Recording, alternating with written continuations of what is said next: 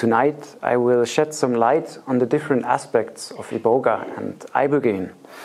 IBOGA is an extremely interesting and multifaceted plant with a relatively broad horizon of possible applications. So the roadmap for tonight leads from the traditional use in Africa over its historical background in the Western world, and then after elucidating some of its pharmacological actions, we will explore the current use and its application and research regarding IBOGA. IBOGA, or Tabernanthe IBOGA, is a 1 to 2 meter tall shrub from Western equatorial Africa. In some rare cases it gets bigger, but usually it's about the size you see here on the picture. The tribes use the root bark for a variety of purposes. Traditionally, very high doses are being taken for healing and initiation. Those initiation rites last over several days and are pretty intense. In smaller doses, IBOGA is taken or is considered as a medicine, taken to be an aphrodisiac, and also it's a stimulant. It was first mentioned in Western literature in the 19th century, but has probably been used in Africa a long time before that. IBOGA is endemic to Western equatorial Africa, specifically the Ogowe Basin, which is the second largest rainforest after the Amazonas on the planet. Basically the green blob in the middle of the Africa here.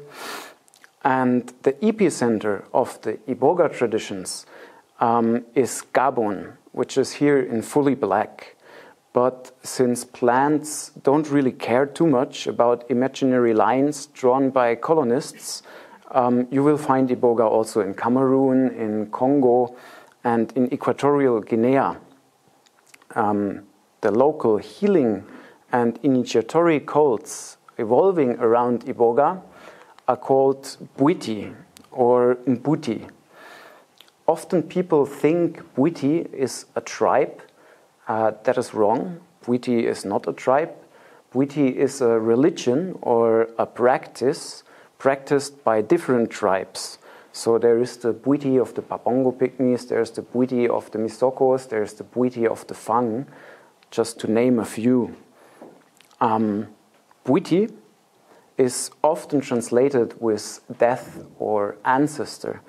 Thus, accordingly, Bwiti is kind of an ancestral cult, but it's also a healing tradition and kind of a social intersection to kind of maintaining the social structures.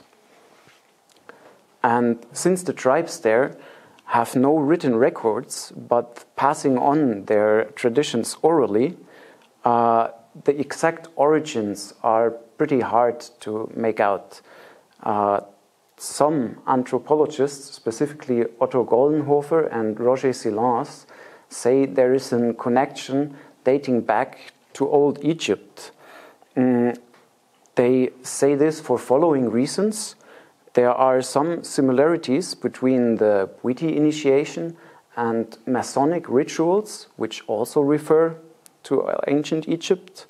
Then there are certain Egyptian hieroglyphs describing the little people of the forest. And the IBOGA cult is basically primordially traded by the Babongo Pygmies, which are very small people, and they come from the forest. And also there are Egyptian steles that show the typical IBOGA initiation instruments. So these are all basically much more hypothetical constructs than really proven hard facts. The Bwiti traditions have neither an unified consensus nor a solid dogma. Basically only the ingestions of high doses of IBOGA root bark, and the music is connecting all the different Bwiti streams. So So there are countless different orientations within the puiti, all of which are subject to kind of a dynamic, fluid process. Often one critical initiant is enough to change or to create a new branch of puiti.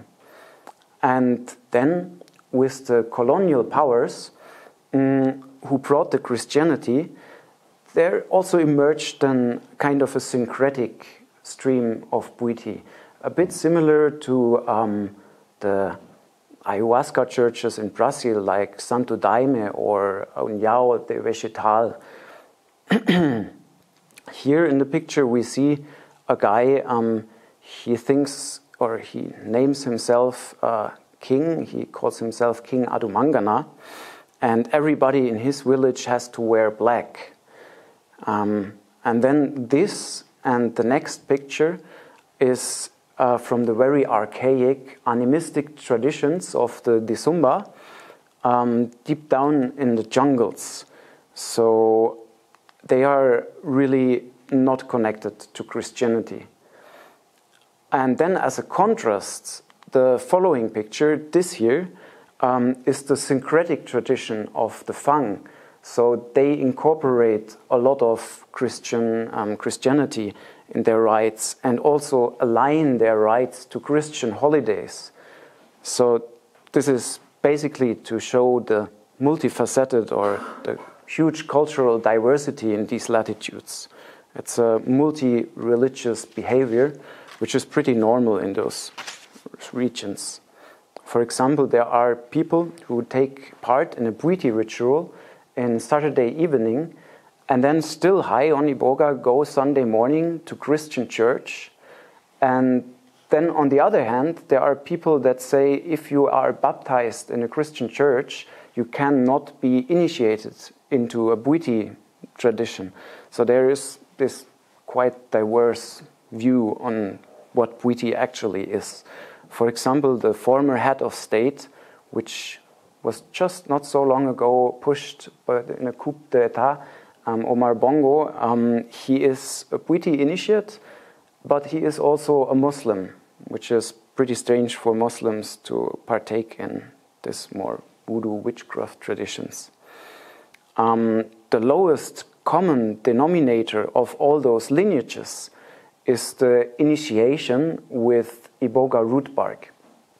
The initiations are basically guided near-death experiences, and they are considered to be a rite of passage, like an initiation, or they represent the acceptance into the circle of the grown-up members of the tribe. To be a full member of the community, it's needed to be initiated in IBOGA. Also, sometimes it's done for healing. During these traditional initiations, very high doses of IBOGA are given. Only in some traditions, when the initiates rarely react to the outside world anymore, it's considered that the soul or the spirit of the initiate is detached from the physical body and wanders off in the astral realms or in the ancestral realms. For example, in the Disumba tradition, the test of somebody has had enough IBOGA is they take a burning stick and they really poke you a long time with it. And if you show any kind of reaction, you definitely did not have enough IBOGA. And if the people are not able to take enough IBOGA by themselves, well, I was given enemas of IBOGA then, when I couldn't eat anymore. So they sometimes dose pretty high and rough. And they consider that the inner child dies and once wander in the astral realm, and then you come back as an adult. And depending on the different traditions, these initiations can last up to several weeks. Those initiations are accompanied by music, which is a very important element of puiti. And the main instruments are the female ngombe. The ngombe is considered to be a living entity. So they kind of baptize or invite spirits to live in this harp, and these harps are then treated with high respect and dignity, like a sentient living being. And the male counterpart to this ngombe is the ngongo, which is the mouth bow, which is, the male part. And they say that the tones of these instruments establish a connection to the astral world or to the astral dimensions to guide the spirits of the initiates, so helping them to navigate in these other worlds. And this sophisticatedly woven sonic carpet is definitely not to be mistaken as primitive music. Dr. Uwe Maas, a colleague from a German doctor who was living and working a long time in Gabon as a doctor without borders, he is also a passionate musician, and he went to a lot of Puiti's rituals there, is also initiated, and he analyzed the Puiti music. And according to him, this polyrhythmic structure induces trance, and he measured the basic rhythm, which pulsates consistently at 5 to 6 hertz over a long time. This corresponds to the theta frequency range of EEG, of electroencephalography. And the fact that this frequency was intuitively chosen quite skillfully is emphasized by the following fact. Rats and other animals sniff in theta rhythm to obtain olfactory information. And information entering the brain in theta rhythm is processed preferentially, direct link to the subconscious or intuition. In neurology, this is named the gating effect. So it has been shown that theta waves can alleviate pain and also help to access meditative states. They are also used to induce hypnosis. And it is said that the subconscious mind has more room to unfold during theta states. So this rhythm is kind of a cerebral clockwork that enables direct and meta programming of subconscious routines. So treating an initiant who, with this rhythm, consecutively ongoing for several days, while he is being high on massive doses on IBOGA, in a ritual that is actually designed and serves, among other things, to reprogram unconscious psychological patterns and old emotional structures, makes somehow also sense from a neurological viewpoint. So it's kind of a neuronal tactile going on and guiding the initiant for a long time. So besides these fairly intense initiations, smaller doses are given and are used for a variety of purposes, kind of a herbal multi-tool or plant-based leatherman. The tribes use microdoses, for example, for hunting, because it sharpens the senses and the intuition, so they see better, they hear better, and also it suppresses hunger and thirst, so they can go hunting for a very long time. And also, they say it gives a lot of energy. And specifically this, the increased energy, was also seen by some colonists. So usually the colonists were quite hard with suppressing the local rituals and the local customs. But the Germans, when they built the railway from Douala to Yaoundé in South Cameroon, saw how people that have taken IBOGA in small doses are working better, faster, harder, and stronger, of which Germans are naturally very fond of. So they even encouraged the consumption of small doses of IBOGA to get more efficient workers. Also, Small doses of iboga are used as a potent aphrodisiac. And then the professor from Princeton, an anthropologist, Professor James Fernandez, we see him here with a very funny hat. He described in his book about the beauty of the Fang how outstandingly happy people, the outstandingly happy pygmies, taught the use of iboga to the Fang. And also then subsequently the Fang were walking through lives with a very bright and elevated mood. So in summary, microdosing is traditionally used for the following purposes: to gain energy, to heal, to strengthen, to regulate emotionally in the direction of a brighter mood, and also to sharpen the senses and the consciousness. For example, also, if people have toothache, they chew on the iboga root and it somewhat numbs the mouth. So they can also use it as a soft local anesthetic. And soon I will show that this is not superstition of some bushman to be looked down upon, but has kind of a rock-solid pharmacological background. So this was just a very brief overview about the iboga culture in Africa and in the jungles. One could easily fill hours and hours with the different nuances of the different streams of Bwiti. But I also want to explore more of the healing potential and of the application of its alkaloids. Before that, I just want to elucidate quick the Western history a bit better so we understand how the iboga culture evolved in the Western world. The first mention of iboga was between 1819 or 1864. People are not super certain about that.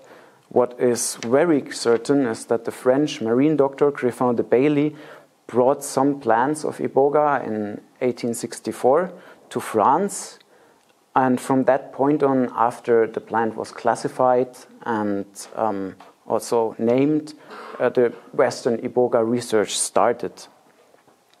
And then in 1901, two different teams isolated its main active alkaloid called ibogaine.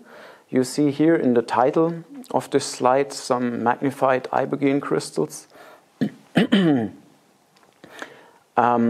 Basically, they recommended the use of the newly discovered alkaloids for various ailments such as neurasthenia, the sleeping sickness, and also to generally boost the immune system. But somehow it fell into oblivion till 39 years later. In 1939, a preparation called lambarene was launched on the market in France. And lambarene was named after the place where the famous philanthropist and Nobel Peace Prize laureate, Dr. Albert Schweitzer, lived and founded his jungle hospital. Here we see him with his close friend, his personal pelican called Parzival. They seem to have a very intimate relationship. If you go nowadays to Lambarene, they have there also a pelican in honor of Parzival. It's now Parzival IV living there.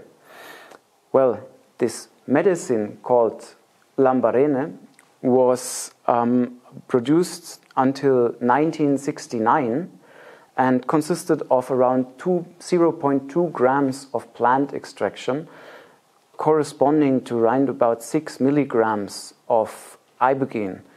And it was very famous with athletes, so especially mountaineers took it for doping because they had more stamina. But basically the indications officially were depression, exhaustion, and also the desire to boost the immune system. Then between 1967 and 1970s, the World Health Assembly basically the executive body of the World Health Organization, was asked by the United States to categorize pretty much all psychedelics as dangerous, which then also led to all IBOGA products being taken off the market. And around the same era, in 1962, Howard Lotsof coincidentally discovered the anti-addictive properties of ibogaine. So in the early 60s, it was quite common for young people to experiment with mind-altering substances. And Howard and his friends, who also experimented with pretty much everything they could get their hand on, were addicted also to heroin and opiates, but also tried just whatever psychedelic they could find. And Howard got some ibogaine from a chemist friend. And he tried the ibogaine without any expectations. And basically, it totally overwhelmed him that after his ibogaine experience, which was not a happy, hippie, fun experience, but which led to him having no withdrawals, so he didn't have any craving for heroin afterwards. And he felt free for the first time since a long time around that time. And that basically amazed him so much that he got some more ibogaine and tested it with his friends and in his circles. And most of the people that he gave the ibogaine to stayed away from heroin, which was pretty uncommon. Later, around that time, Howard and his wife Norma went to San Francisco and were part of the free speech movement. The free speech movement was basically one of the precursors of the hippie culture. In 1964, there was a huge student protest erupting in Berkeley because the dean prohibited any political statement, which was then followed by the largest demonstration and the largest mass arrest at this time. 773 students were basically thrown in a totally overcrowded county jail. And Howard at this time took a priest cloak and disguised himself as a chaplain and went to the prison, kind of wanting to bless his co-students, his fellow protesters, and spread some joy. So he took a Bible and dipped it into LSD and brought it with him to jail. And this basically turned pretty wild, really quick, and brought Howard on the radar of the authorities. So then in 1966, some states passed a law to control mind-altering substances. And Howard, being involved with psychedelics, was sent to jail, this time not as priest. And yeah, then when Howard got out of jail and he got back from some extensive travels, a huge wave of heroin and cocaine was basically rolling over the States. This was the late 70s, the early 80s.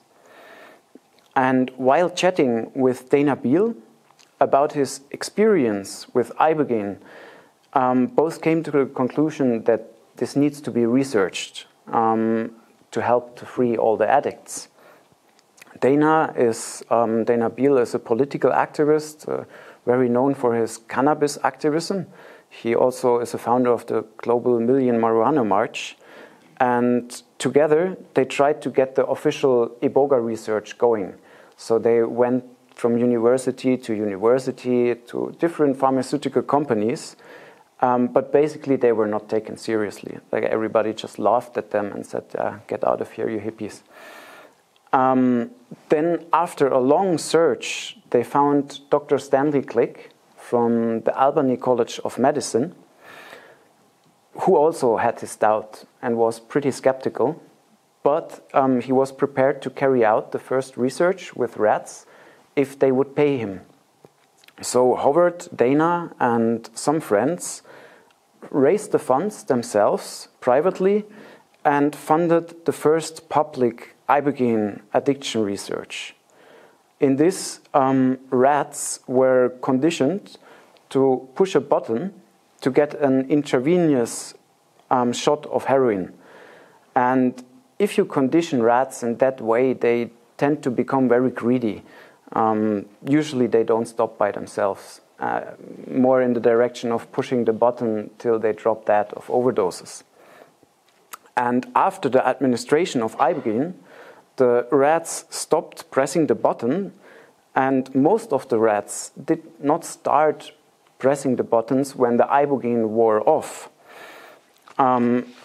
This is so highly improbable that Dr. Click and his team could barely believe it.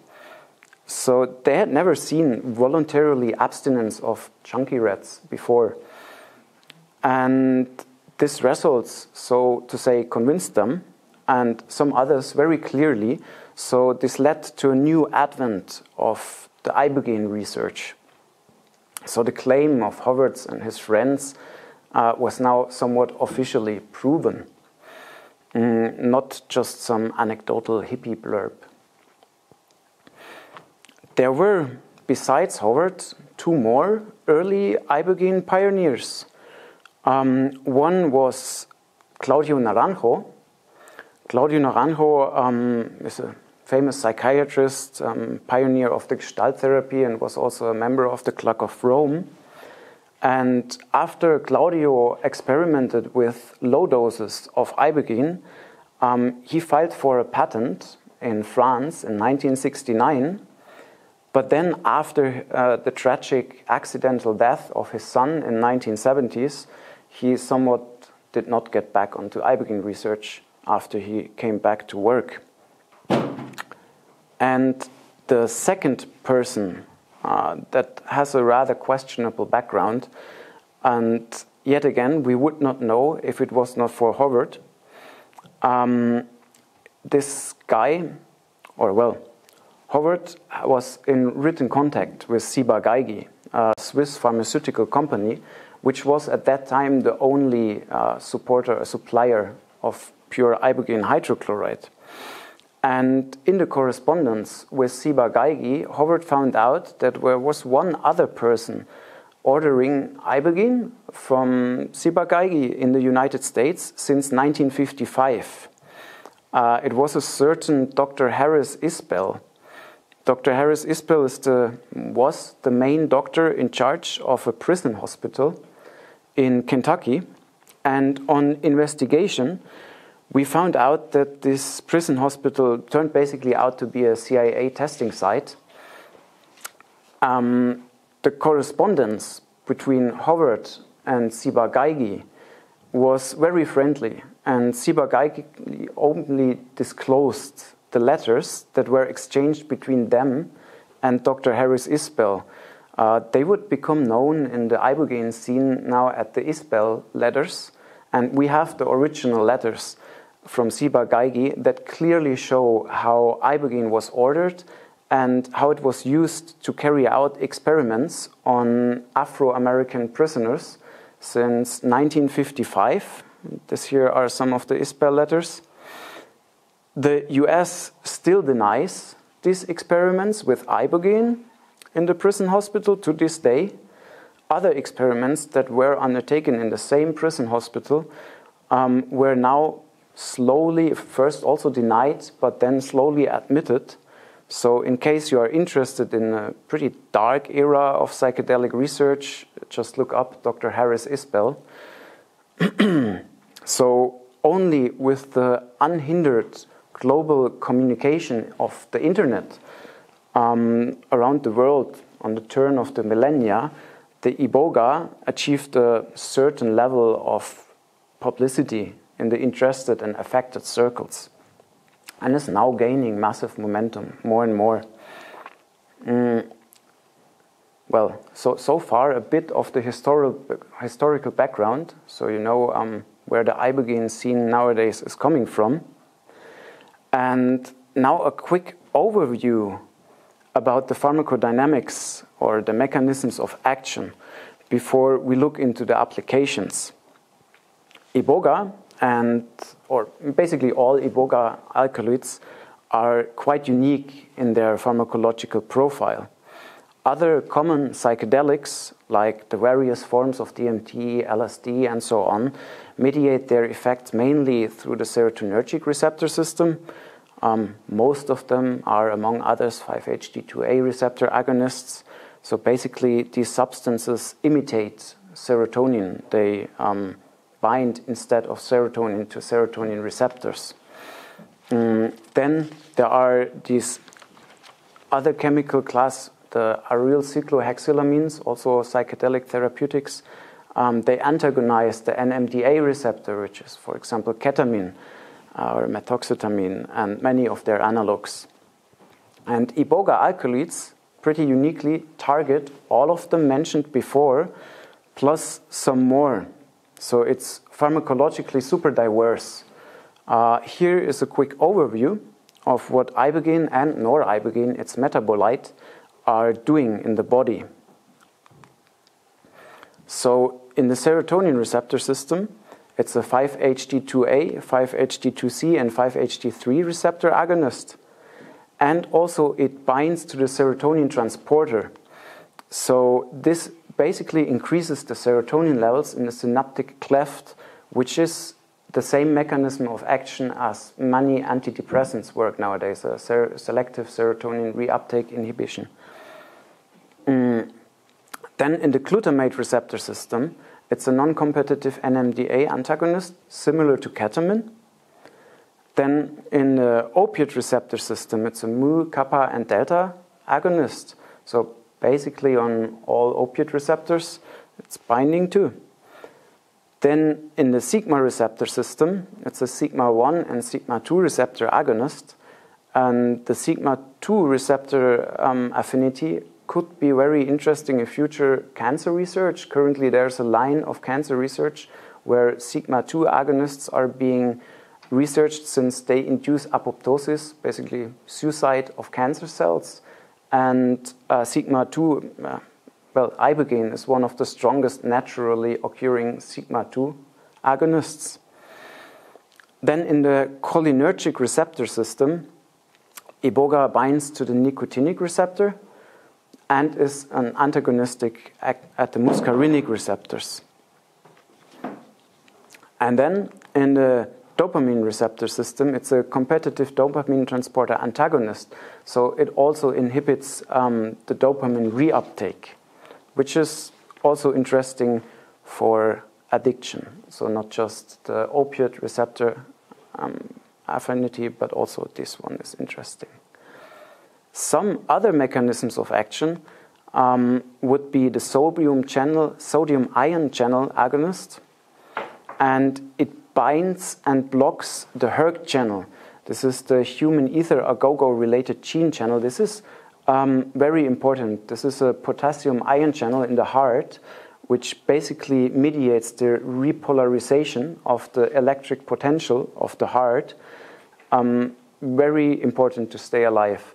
So this is the reason why ibogaine can be sometimes pretty dangerous if you have some pre-existing heart condition. I will later go more into this, but exactly this mechanism of action is the reason why ibogaine can prolong the QT interval, which might even potentially be lethal. Then ibogaine stimulates the HPA axis. It's the hypothalamic pituitary gland adrenal axis, which controls the reaction to stress via the cortisol levels and regulates many body functions like mood and sexuality. Other utmost interesting mechanisms of action are basically the production of, or stimulates the production of GDNF and BDNF in the brain. This also helps with addiction, but later I will get a bit more into detail into this. Then also it works as a pharmacochaperone for the dopamine transporter membrane protein. Also, I will explain a bit later about this. And then furthermore, ibogaine has pro-antioxidative and metabolic plasticity enhancing and energy economizing effects. which we also look at later a bit. So this level of neuropharmacological diversity is super unique in the psychedelic world and makes different dose ranges of ibogaine pretty interesting for a wide variety or a wide range of possibilities. As mentioned before, the international ibogaine movement was started by Howard kind of as a self-help of opiate addicts. So in the early days of the ibogaine movement, pretty high doses, similarly to these initiatory doses in Africa, were given. Like these doses were also called flood doses or full flood treatments. Such full floods can be divided into 3 phases.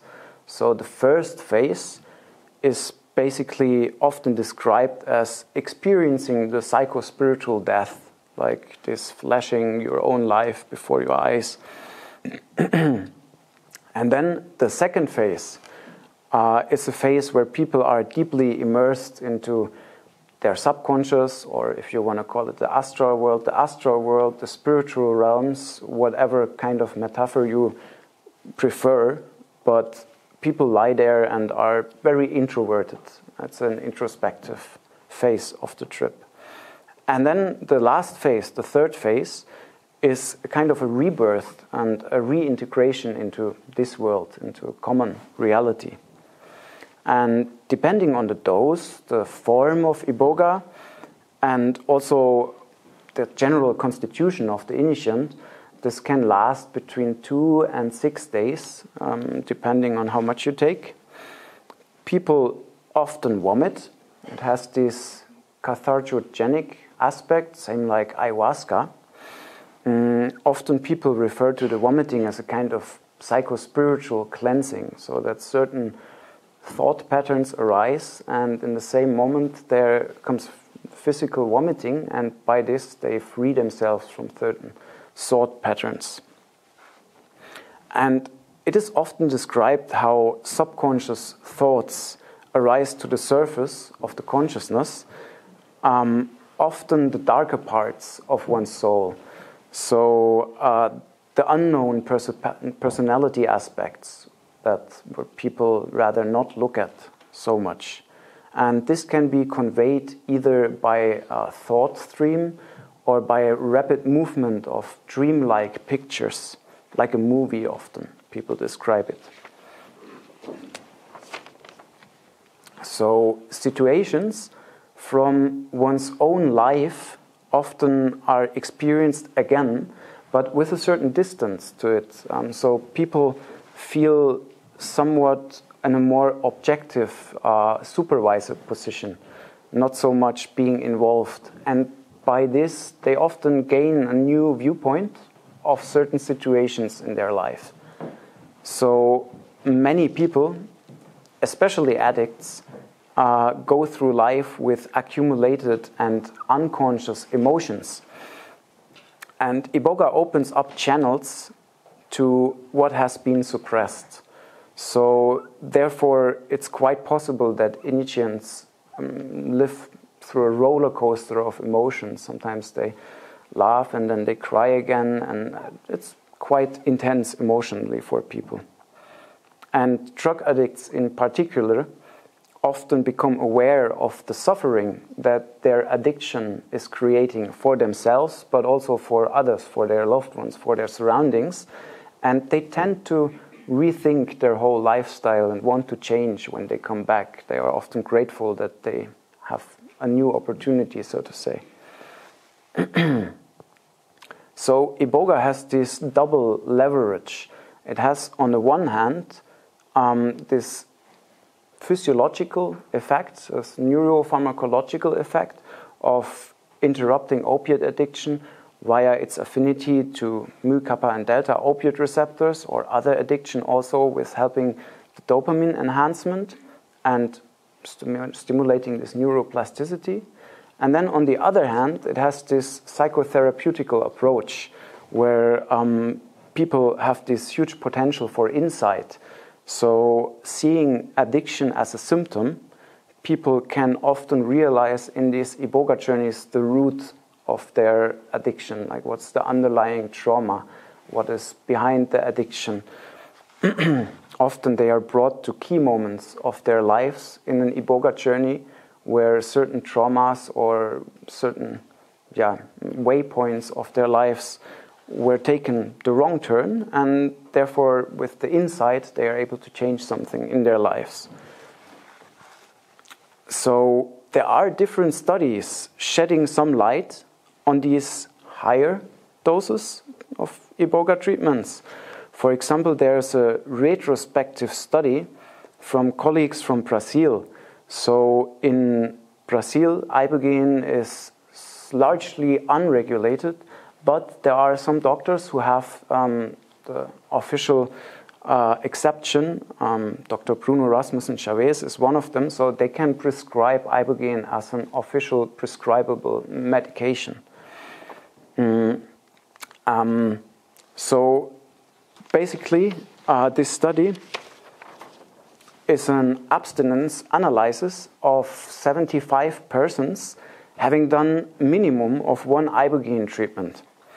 So they were treated for alcohol addiction, cannabis addiction, cocaine addiction, and crack addiction.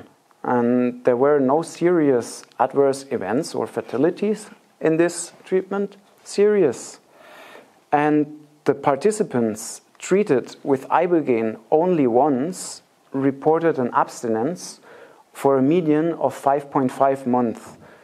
And those treated with ibogaine multiple times, this is on the bottom here, report a median abstinence of 8.4 months. So this increase was statistically significant, and both single and multiple ibogaine treatments led to much longer abstinence than no ibogaine treatment or only psychotherapy. So these results suggest that the use of ibogaine in a supervised setting by a physician and accompanied with a psychotherapy can facilitate prolonged periods of abstinence without the occurrence of any complications. And another paper, which is an open label study, case series basically, with a larger sample size of 191, shows how the scores of different standardized questionnaires regarding addiction, health, and mood improved. So here we see two tables of the paper referring to the opiate-dependent demography of the study. And the upper 4 dimensions of the upper table are the negative mood, desire to intend to use, lack of confidence and ability to stop using, and then expected positive effects of drug use. And the 3 scales of the lower table all rate the depression. I don't know if you can see it very good, but in the first is pre-treatment. So the higher the scores, the more severe the suffering, so to say. Then this one is directly after the treatment, and this one is 1 month post-treatment. And the scores of all those show significant improvements. This is basically a pretty good result, which is not common for drug therapy. So these are 2 specific examples for studies in the addiction sector of IBOGA. Besides addiction, the IBOGA community also is pretty successful in treating other conditions. There's a relatively new study from Stanford that shows how veterans treated with higher doses of ibogaine could alleviate their traumatic brain injury symptoms and increase their overall quality of life. So we see here how the symptoms severity of the post-traumatic stress disorder, of depression and anxiety were all substantially alleviated, also 6 months after the treatment. It's not anywhere close back to baseline after a single treatment. All this data of these studies was obtained in safe clinical settings. However, this is not the case for all ibogaine treatments. Actually, a lot of ceremonies and treatments are done with questionable security protocols. Therefore, I also need to point out a bit the risks of such full flood treatments. Full flood doses of IBOGA, as well as ibogaine, are not harmless. First, there are these physiological dangers. As I briefly mentioned before, ibogaine does affect the heart, and one can walk through life with having unrecognized heart condition. And if you take ibogaine in higher doses, having such a unrecognized previous heart condition, the near-death experience could easily become an actual death experience. And this is what we want to prevent. So in case you want to try higher doses of ibogaine and you go through to different providers, one of the minimum standards should be an ECG, at best like a 12-lead ECG, to get your heart tested if you have any of these pre-existing heart conditions. So if an ibogaine provider provides higher doses of ibogaine and does not do an ECG with you beforehand, it's a huge red flag, and you should better turn around or pray. So also we are trying to educate people and do a lot of harm reduction. Sometimes death cases do occur, and this is pretty sad because they are preventable. If you do an ibogaine treatment in a proper setting with a medical doctor, a physician who could potentially antagonize this hERG channel with some atropine, you could do it in a very safe way. It's just that some people really like pharmacological base jumping or so. The second thing is, such a high dose of IBOGA is one of the most intense things you can do in a psychedelic world. So caution is generally highly advised. So since there is such a huge potential with IBOGA, we are currently exploring different dose ranges for a whole variety of different ailments. So within the addiction treatment provider of ibogaine in the provider scene, in the ecosystem, there is currently a little shift from these single large doses, which might be totally overwhelming for a lot of people, to multiple lower dose treatments where you take slow, low dose protocols, so to say. Therefore, we are now researching a lot of these micro, mini, macro doses, however you want to call it. There's, for example, a collaboration of my dear colleague Claire Wilkins, also in Gita, who developed this protocol in her clinic, and a team from ICEERS in Spain. They published this first case report. And because this case report and many others were so successful, they are now currently doing the first clinical trial where they help people who are on methadone maintenance therapy with multiple lower doses of ibogaine in a total safe manner. So the paper is not out now, but I know the results more or less, and they are very, very promising. So they have basically patients who are over 6 weeks to 8 weeks or longer, coming once a week into the clinic, taking just a tiny dose of ibogaine. And also by taking the ibogaine, they can lower their methadone, because ibogaine lowers basically the tolerance. So after this one day, being several hours in the clinic, they get home again, so they can basically maintain their usual lifestyle, their working lives, without having to take weeks off. And during the whole trial there was not one single time that the QT was clinically significant prolonged. So this is a treatment that can be done in a setting without these heavy safety measures. It's safely applicable and it's doable for a lot of people. So also the people don't get so overwhelmed. Not everyone is happy to have a near-death experience. Some people are pretty much shun away by this. So we're now looking at these approaches, how to make it accessible for a broader demography of people. Also, generally, there is this paradigm shift happening in psychotherapy and addiction psychotherapy.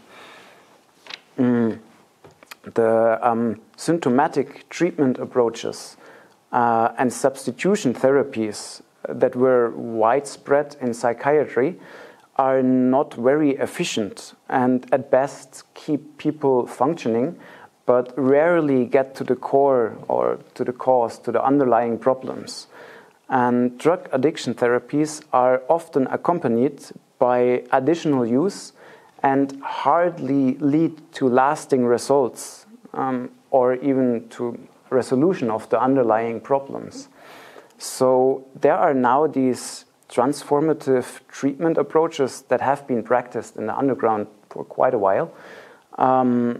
And this focuses less on the individual symptoms and the substitution of those, but it's more aimed at resolving these primary maladaptive processes. So kind of reprogramming the deep-seated behavioral patterns. There is this transformational recovery coaching approach from the United States.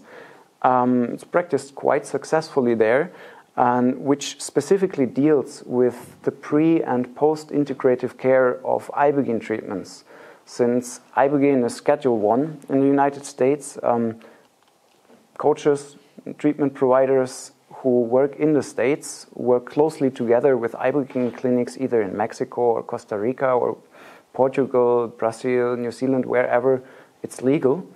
And they prepare the people before the actual ibogaine treatment with several sessions, sometimes over 10 weeks or more, for the ibogaine treatment. And often in this treatment plan, it's very well and detailed worked out what the people do after the ibogaine treatment.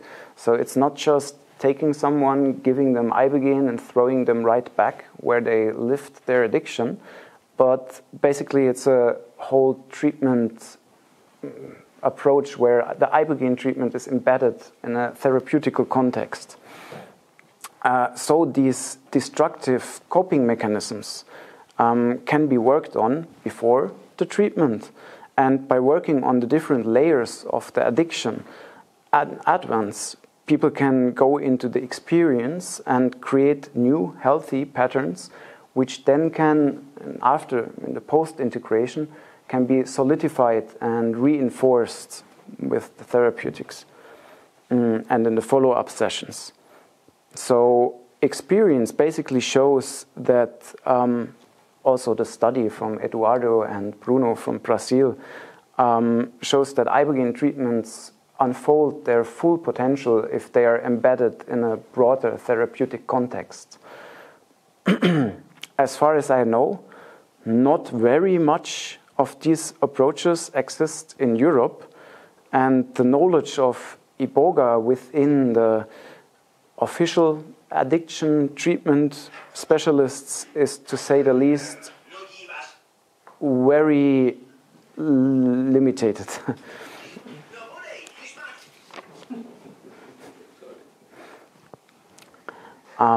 We actually often have the problem that people that are treated with ibogaine then encounter a lack of understanding from their normal therapeutes, from their addiction counselors.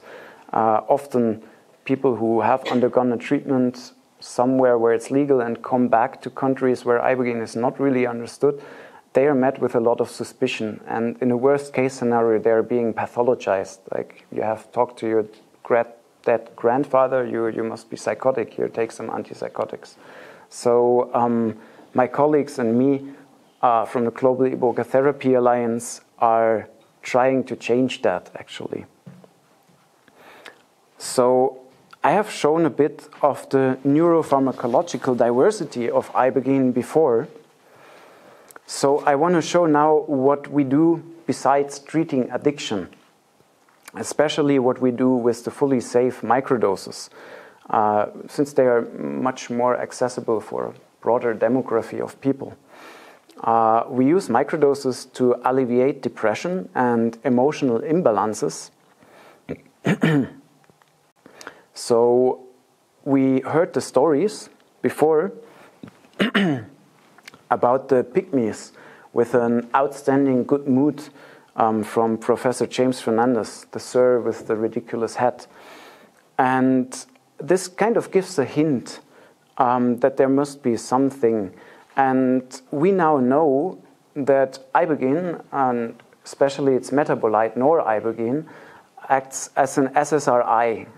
So it's a selective serotonin reuptake inhibitor, which is basically the mechanism of action how many antidepressants are working. And again, there is some interesting research to this. So there is a case report, again, from our Brazilian colleagues. Bruno, again, did a case report with a patient who had bipolar depression, and she could taper down her escitalopram intake with daily 8 milligrams of ibogaine. This is very low. It's not even 1/10 or 1/50 of a dose range where you would have a significant QT prolongation. So this is a very safe dose range. So this 40-year-old woman had a 20-year history of bipolar depression, and at the baseline assessment, the patient complained of sadness, low self-esteem, hopelessness, anxiety, difficulty in social interactions, and significant weight loss, anorexia, prostration, insomnia, and negativistic cognition, and difficulty working. And all of these conditions did not respond to escitalopram. So the escitalopram intake of 15 milligrams a day did not help her. And then she was referred to an ibogaine microdose treatment at a private clinic upon request. And after 15 days of ibogaine, the colleagues observed an overall improvement of the conditions. And then, after the initial assessment, she even regained some functional recovery. And she reported increase in mental clarity, in organized thinking, and in positive prospects regarding the future. After 33 days, she reported a boosted appetite and an initiative to engage again in social contacts. And even 30 days after discontinuing IBOGA, she had sustained improvement, which persisted throughout day 90. After day 90, there was no follow-up assessment. But basically, she resumes her routines and restored personal and social contacts and had no manic switch in this episode. So there was a symptomatic improvement which was clearly pronounced, and it was demonstrated in all the rating scales. So somehow these claims of the African Bushmen are more or less backed by neuroscience. Then there is microdosing as stimulant and energizer and aphrodisiac. As mentioned before, traditionally, there are many narratives about IBOGA being a stimulant and an energizer and an aphrodisiac, and furthermore suppressing hunger and thirst. And also here, If we look closer at the pharmacological background, ibogaine as well as noribogaine inhibit the dopamine transporter, which some of the effects are increased stamina, decreased appetite, and also an increased self-esteem.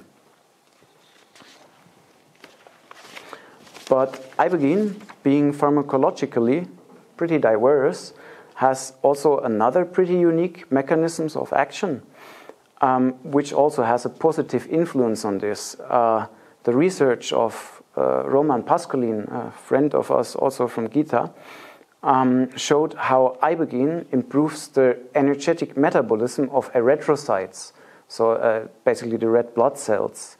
And it has a pro-antioxidative effect. So by stimulating the body's own defense system against oxidative stress, the body saves energy, which thus can be used elsewhere. So the feeling of being more energized, which is also observed by the Germans building the railroad and so on, is also somewhat backed by the science or by the physiological effects that we know of. And then microdosing we use also to tackle subtle addictions. So there's this neuropharmacological reason why ibogaine especially works for nicotine addiction. It's a very perfidious addiction. And ibogaine basically also binds to the nicotininergic receptors and therefore physiologically somewhat decreases the urge or the greed for nicotine. So we had, for example, one smoker who had not the intention to stop smoking, but agreed to take microdoses of IBOGA, and he took very little doses also, like 4 to 6 milligrams, which is absolutely subperceptual, but he cut down his tobacco intake by half, like just because there was physiologically no need, like the receptors were, so to say, satisfied. So a lot of people that actually have the intention to stop smoking can do so with the help of ibogaine. There are many reports in the internet of people who actually want to stop smoking but somewhat lack the discipline, and with microdoses of ibogaine, some of them or most of them get this little drift that you need to then stop smoking or to stop your nicotine addiction. So these are now all these kind of neuropharmacologically backed mechanisms of action or how we use it. Then there are these other effects which are more on the psychological side of things. For example, people try to tackle addictions like binge eating, caffeine, sugar, and so on, also with IBOGA. And people often report how their overall ability to reflect, their overall awareness, their skill to reflect increases. So subsequently, the ability to recognize addictive thought structures and also comprehend the underlying psychological paradigms is enhanced. It seems to be possible to reprogram habit patterns gradually with IBOGA. So these people report how they started to become more honest to themselves and were able to face unpleasant truth or unpleasant characteristics and unwanted emotions, by which they could actually analyze them and work on themselves more effectively. For example, I had a young lady once that I gave ibogaine microdosing, and after a while she realized how she was always mean to herself, like her inner dialogue was not accepting and self-loving. She was basically she got aware of her self-denial and her auto-aggression. And with IBOGA microdoses, this auto-aggression, which she was totally not aware of, she got aware of, and by this she could work on herself. And after a while, she had a much more self-loving inner dialogue, which led for her to more self-acceptance, which increased her quality of life massively. So we have now seen how these ancient traditions, which use IBOGA to hack their consciousness since a pretty long time, are somewhat all backed by neuroscience. But the currently most interesting part for us, or the most interesting implication for us, is treating Parkinson's disease. Ibogaine has these neuroprotective and neurorestorative qualities. And to explain this, a little excursion, GDNF, or clear cell line-derived neurotrophic factor, was discovered in 1991 and has been shown to increase the growth, the differentiation, the functioning, and the sprouting of dopamine neurons in a variety of animal models, but also in some human trials. This is particularly interesting for the treatment of Parkinson's disease, because Parkinson's basically degenerate the dopamine neurons. To this day, it has been a major challenge to bring GDNF into the areas of the brain that are affected by Parkinson's disease, the substantia nigra, the striatum, and the ventral tegmental areal. So there have been trials with direct brain infusion. This is a pretty dangerous surgery, and these tubes into the brain are not necessarily an appealing, fun procedure, and it's not an easily applicable procedure. Other approaches try to use genetically modified progenitors to deliver GDNF into the brain. So far, none of this has been satisfying. And then there's ibogaine, which has been shown, or it has been shown that ibogaine globally stimulates the production of GDNF in the brain when taken orally. There is also some newer research to this. This is from Ignacio Carrera and his team in Montevideo. So we know now that ibogaine stimulates the production of GDNF in the brain, which is pretty good for Parkinson patients. But then ibogaine does even more. And to explain this, again, a little excursion. In the old days, there were people called chaperones. And chaperones were basically persons who overlooked and oversaw young English nobility so that they don't behave socially unacceptable, somewhat keeping virginity and so on. And this also exists in pharmacology, called pharmacochaperone or pharmacological chaperones. These are molecules which serve as a scaffold for otherwise misfolded proteins, so that the proteins are guided to fold and root correctly inside the cell. So we have this new line of research that highlights how pharmacological chaperones can be used to rescue misfolded proteins. And specifically, ibogaine and noribogaine act as pharmacochaperones specifically for the folding deficient dopamine transporter mutant protein, which gives rise to Parkinsonism. This is already, again, pretty good for treating Parkinson's. But ibogaine does not stop here. It really seems to be entangled with this dopamine, kind of a love affair in this direction, because furthermore, it has been shown how ibogaine increases the dopamine transporter surface expression. So it really does something with the dopamine metabolism. So this is a whole cascade of neuropharmacological implications why ibogaine should or could help with Parkinson's disease. So we tested this, and we are currently in the process of testing this. And I cannot go into absolutely full detail right now because we are currently finishing the first paper on this. But the results are so promising that we are looking at the phase 2A clinical trial, a randomized double-blind trial. But I can give you a short sneak preview. And this is now a video. And the first half of the video, you see someone who is finished with all treatments that current medicine can provide him. In the first video, he is filed for euthanasia. He wanted to commit suicide or assisted suicide.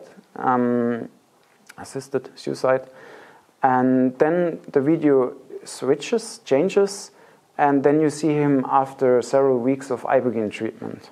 So this here is he has undergone everything. Like he taken all medications he can take. He had deep brain stimulation, surgeries in the brain, and this is several months after the last deep brain stimulation. So he can barely do anything. He needs 24-hour, 7 days a week assistance.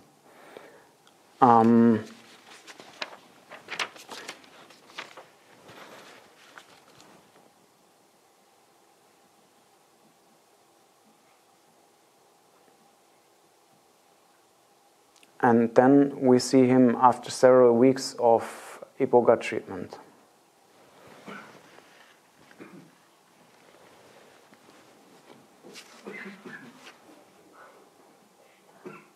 So he rides a bike again, which he was basically up to 16 hours a day in bed before.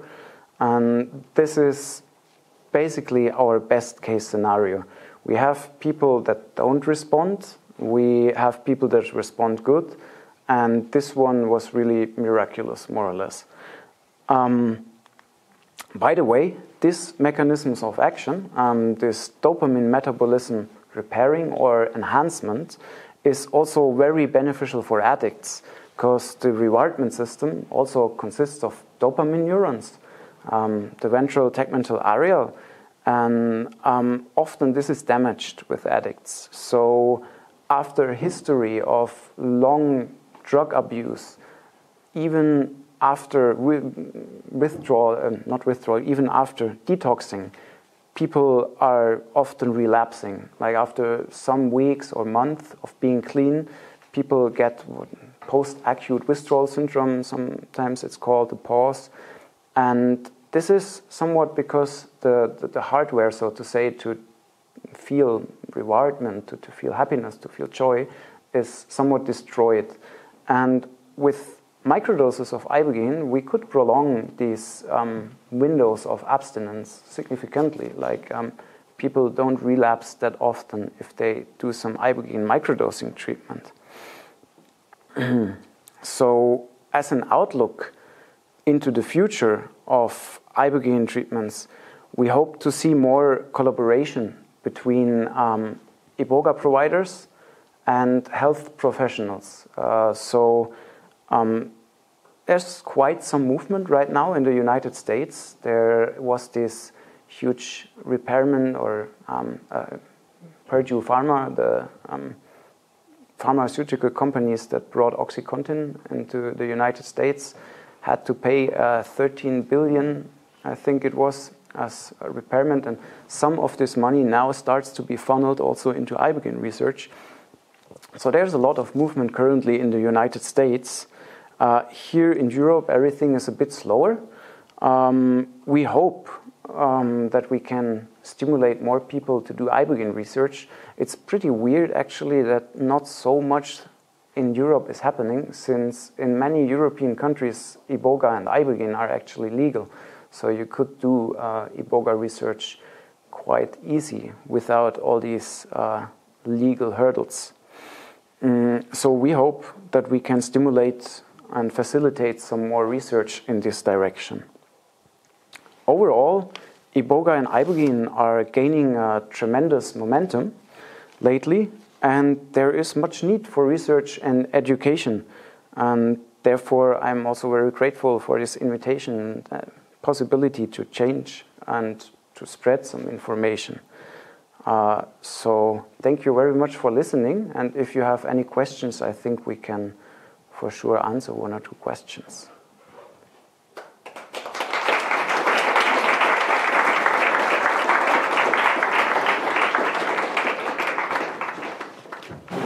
So there's many forms of ibogaine. Like there's root bark, there's total alkaloid extracts, there's only ibogaine extracts as well. And I would like to ask, when it comes to microdosing, what would you recommend, or like what is the recommended approach? Like do you use just ibogaine, or like to use it for like alkaloid extract for like dosing purposes? Well, because root bark, I can imagine, is like very diverse in its content, so it's probably not the best choice for microdosing. I would imagine. But I would like to ask you this question.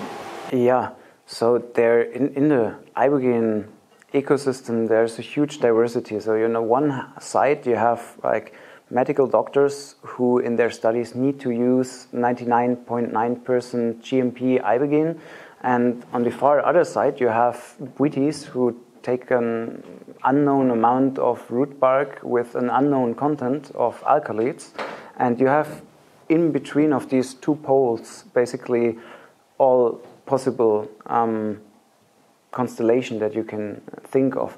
I personally prefer a total alkaloid extract for myself because it gives somewhat of a more rounded experience, and generally people who are more on the naturopathic way, who connect to these concepts of plant spirits and so on, would not want to use ibogaine hydrochloride. But in studies that we need to use 99.9% pure GMP ibogaine hydrochloride, often people describe that the ibogaine hydrochloride does somewhat do the effect, but if you have a total alkaloid extraction, a standardized extract, it seems to be more rounded, or people seem to be more drawn to this.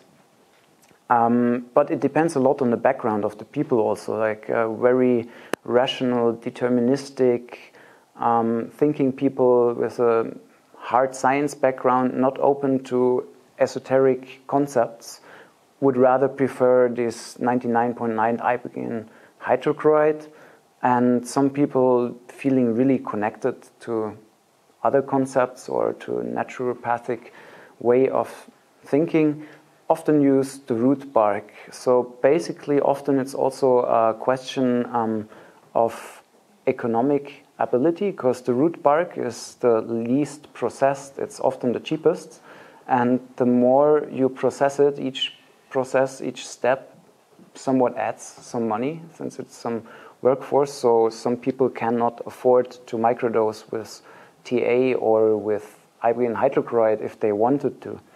So I think it's a very personal question of taste somehow. I've heard ibogaine is a stimulant, and when you take some microdose, how long does it last, this stimulation effect actually? So generally the duration of the effect is coupled to the dose that you take. So if you take a very tiny dose, it doesn't last too long. Everything under 20 milligrams or so is over in 2, 4, 6 hours. But also it depends a lot on your personality, and also there is a liver enzyme, cytochrome P452D6, which metabolizes ibogaine, and there are different genetic phenotypes of persons.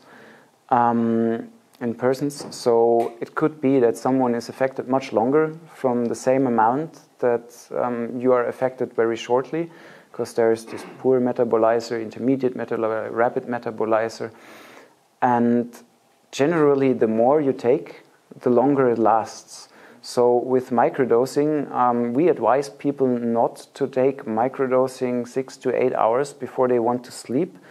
Or what some people then also do is, if they want to use it for lucid dreaming or astral traveling, then really take it right the moment before you sleep, because then when you fall asleep, before it actually works and it starts acting while you are already asleep, people report how the dreams get much more vivid, or how they are more aware of their dreams when they are in their dreams. But I would either take it right before sleeping or not take it 6 to 8 hours before sleeping. Are there any documented adverse effects of microdosing, like long-term usage for the heart or something else in the body? So there are some studies. You can basically dose up to 60 milligrams without having a significant prolonged QT. Some people can go 100, 120 milligrams without having a clinical significant prolonged QT. And 60 to 120 milligrams is already not microdosing anymore. You feel pronounced effects if you take over 100 milligrams of pure alkaloids. So it depends a bit on how you define microdosing, but if you, let's say, define microdosing as everything that is sub-perceptual or just around the threshold of being perceptual, then ibogaine microdosing is not anywhere dangerous. But if you go over into the real perceptual, let's say an equivalent of, if you feel something like you feel with 50 micrograms of LSD or so, it's not really microdosing anymore, and then slowly this QT prolongation starts. Also, it's important to know that you should not mix certain things. So when you take ibogaine, you should not take ibogaine serotonin releasers like MDMA, or you should not mix SSRIs higher dosed with other SSRIs higher dose. So if you take high dose of antidepressants, don't take high doses of ibogaine, because this could lead to a serotonin syndrome. And also, you want to watch out with bergamotine, which is in grapefruits, or with quinine, which is in tonic water. So if you do microdosing, don't eat grapefruits, don't drink tonic water, and don't take any serotonin releasers or other serotonin reuptake inhibitors in higher doses. Then you should be pretty safe. Is there a way to enroll the Parkinson's testing that you're doing?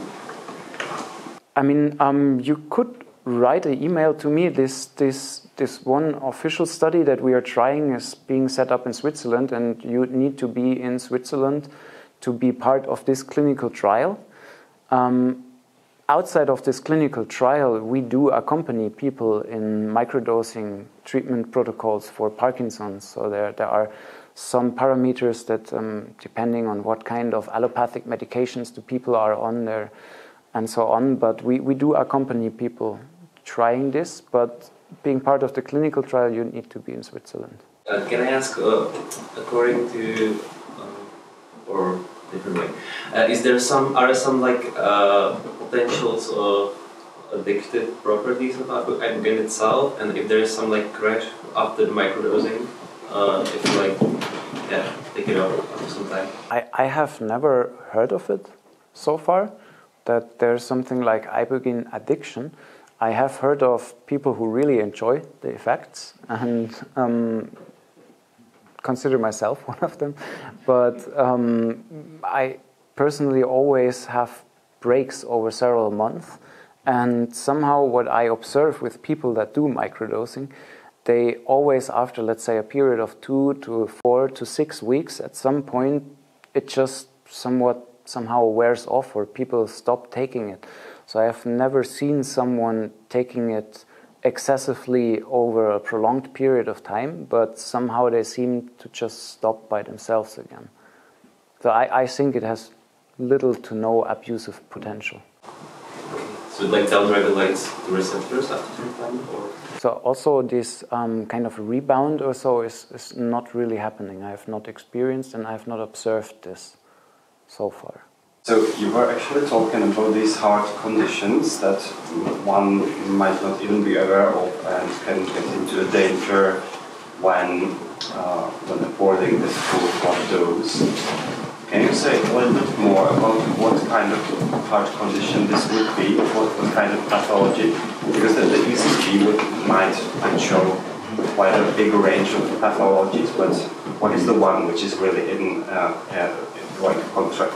So bradycardy is like a very bad sign. You should definitely not do higher doses if you have bradycardy. Also tachycardy, murmur, like also irregular heartbeat. If you have anyhow an arrhythmia, then this prolonged QT could lead to torsades, which then leads to cardiac arrest.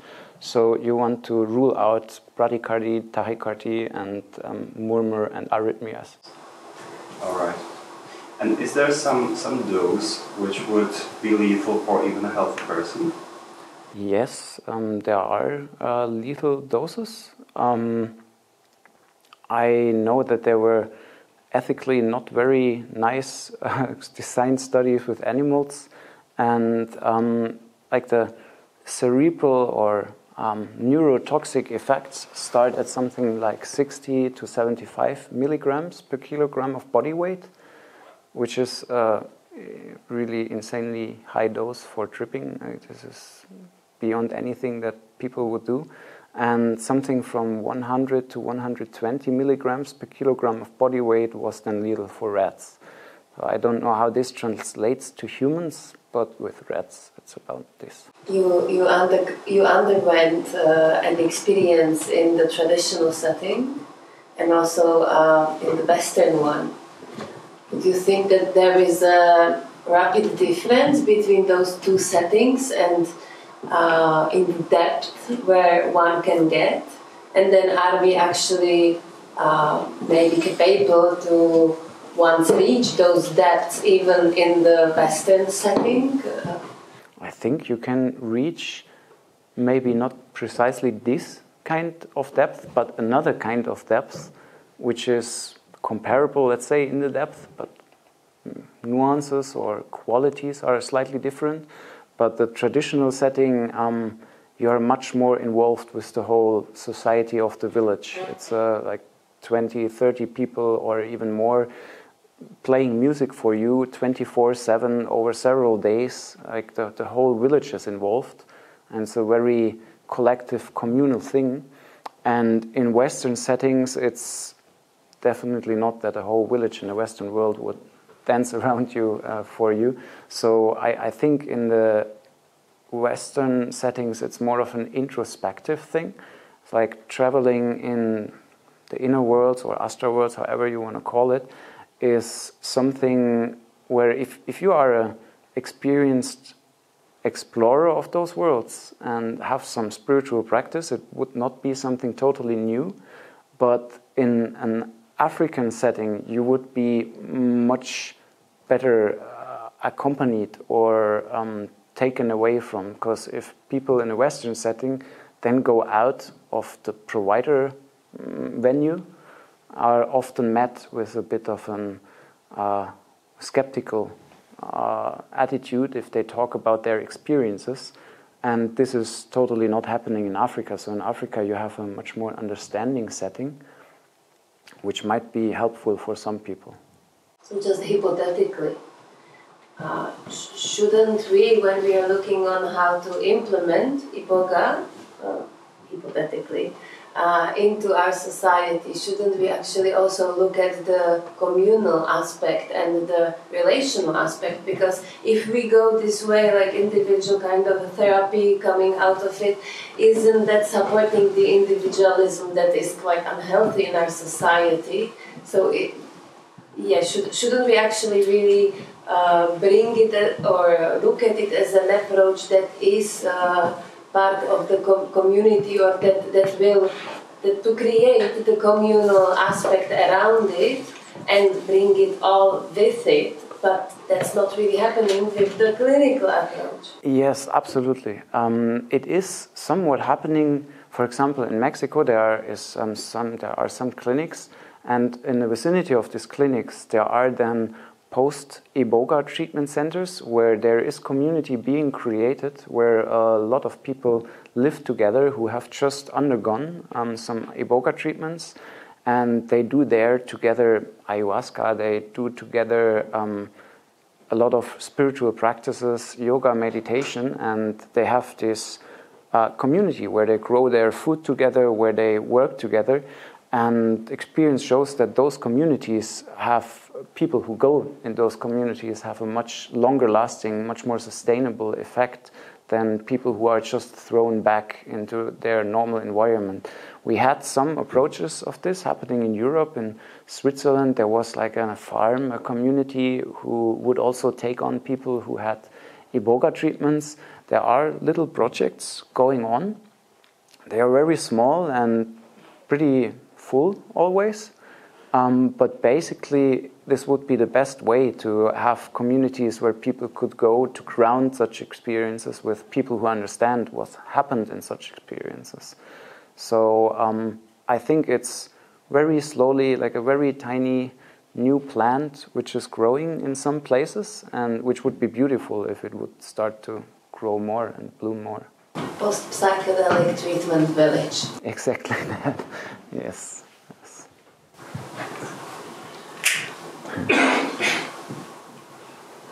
Considering the slow metabolization of IBOGA in the body, is there any risk that after a while you can work your way to like a flat dose? Or so in other words, what is the safe protocol for?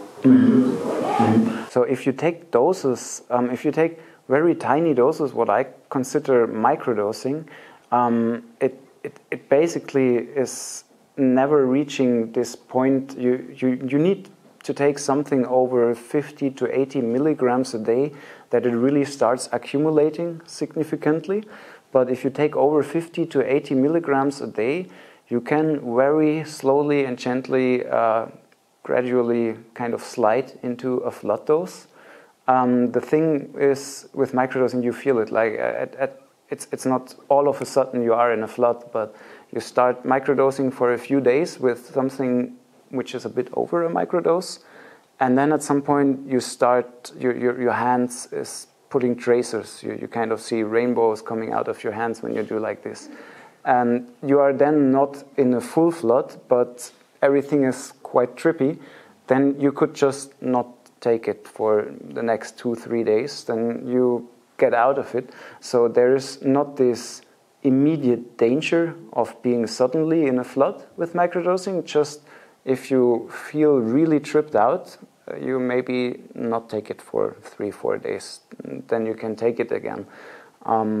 Usually people also don't perceive this as pleasant, because there is this microdosing range where you feel quite grounded and alleviated and stimulated.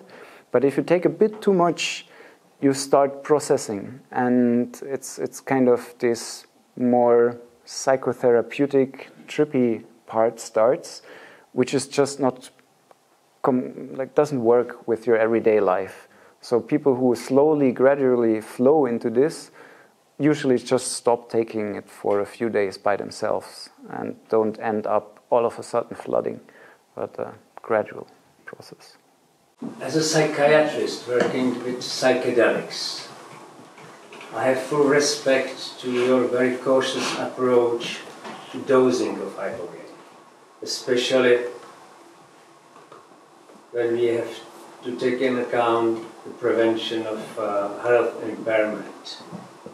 However, looking at quite questionable outcomes of microdosing of other psychedelics, working with the severe psychiatric disorders and trauma, for example. As an effect of that, substance use and many other serious disorders. Working with alcohol, severe alcohol addiction patients or severe opioid addiction patients. In cases where the health conditions are okay, would you go for microdosing, or would you suggest to go for a normal or even a microdose?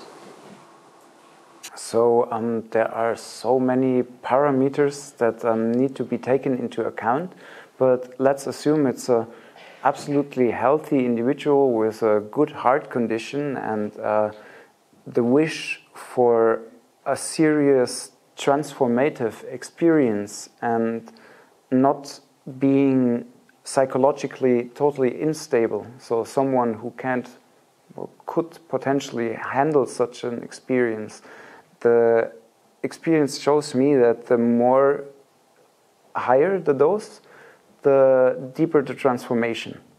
And so people who are not eligible for higher doses, who needed a bit more soft and gentle can work with soft and gentle protocols, but people who really want and need and are able to take such an intensive, transformative, disruptive experience, those disruptive experiences definitely have quite an impact. Actually, for example, alcohol addiction, what we do there, what we are now currently exploring a lot is Amanita muscaria, because ibogaine does not work on the GABA receptors, like one of these few things that ibogaine does not do.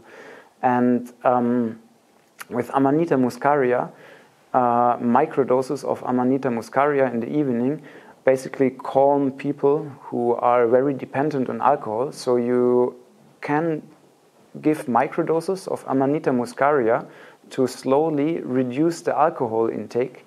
There needs to be the will power of the person. It's like there needs to be the will of change. If there's no will of change, you can do whatever you want. But if there's the will of change, we give small doses of Amanita muscaria till the person is out of the danger of having delirium tremens. And then if the person is, so to say, out of the physiological danger zone of alcoholism, having strokes and things like this, and they are out of this danger zone, you can start working with IBOGA to kind of repair the rewardment system and the dopaminergic neurons.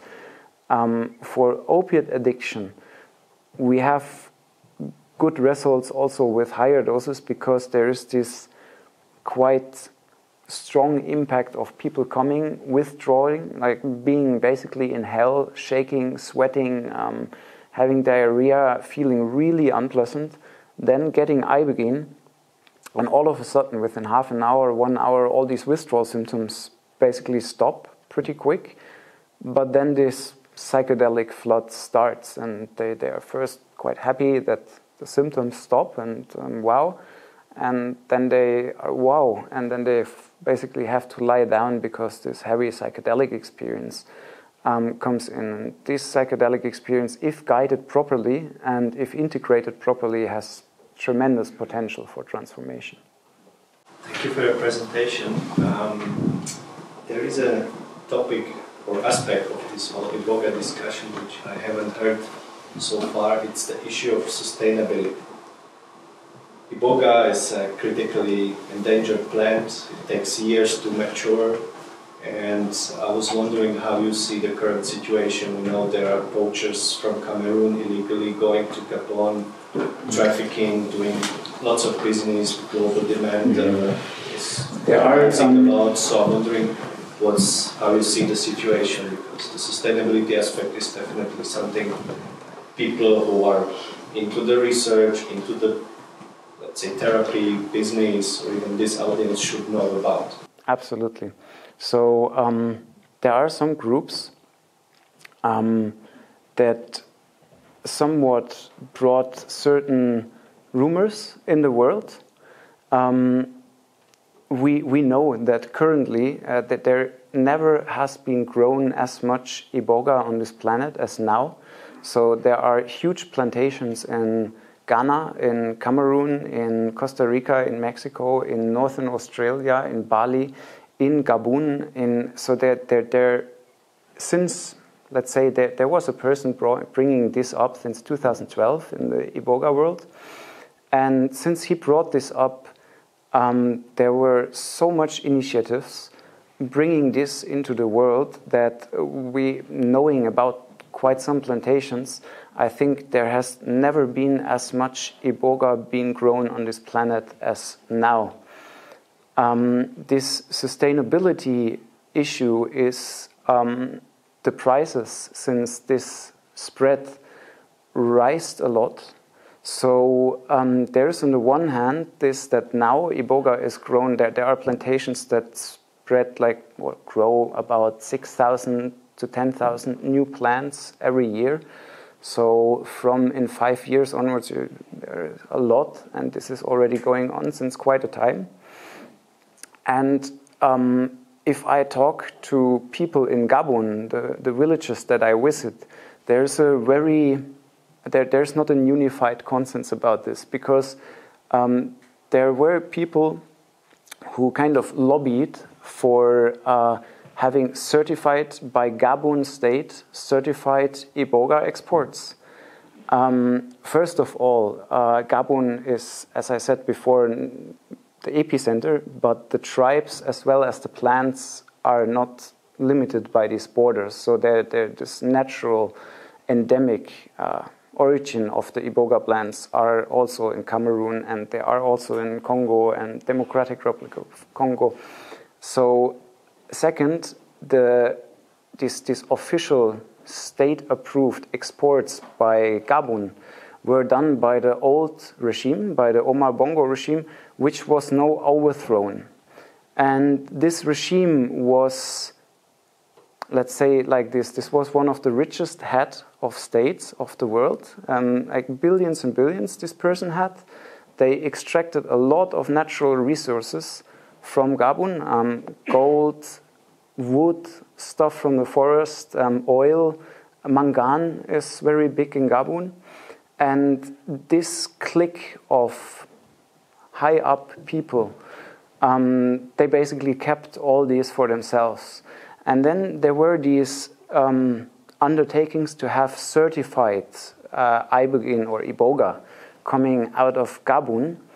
I know people that say, if I extract it via Cameroon and I send it from Cameroon, these are practitioners that are Bwitis, it's their religion. It's not like they are bad poachers. They grow it. They take some, they grow some. They take some, they grow some. If they go the official, or it used to be 1 year ago like this, now it's totally different. Now it's really Wild West. But with the old regime, if they go through the official route, they would pay something to the state, and not 1 cent of this actually is going back to the villages. And the other option was they go over the border and send it via Cameroon. And this money that they make actually goes to their village, and they don't have to pay the bribe to get the official stamp. So with this whole Nagoya Protocol, it's a noble intention, and it's there are people who wanted to do truly good with this, and then people jumped on it that kind of made use of this. So I know of villages that grow their own IBOGA south of Gabon and have temples also a bit north of Gabon. And they were usually able to traffic their own IBOGA to their own temples within Gabon. And since the Nagoya Protocol, which is there to protect the traditional wisdom holders, was implemented, they were raided by the police. The police said, you cannot travel with your own IBOGA grown on your own property to your temple, because the Nagoya Protocol says you cannot traffic IBOGA anymore, so you have to pay us a bribe. So basically the intentions of this Nagoya Protocol and this whole undertaking that you are referring to, there were, I think, very noble and good intentions, but there are sadly some not so nice people taking this and trying to extract their own benefit from it. So to go back to the sustainability, I think there has never been as much IBOGA growing on the planet than now. So I don't think that there will be this huge shortage that some people who make a lot of money by spreading the rumor that there will be a huge shortage are thinking. Yeah. Maybe this answers a bit your question. This is Africa, as they say. Yes.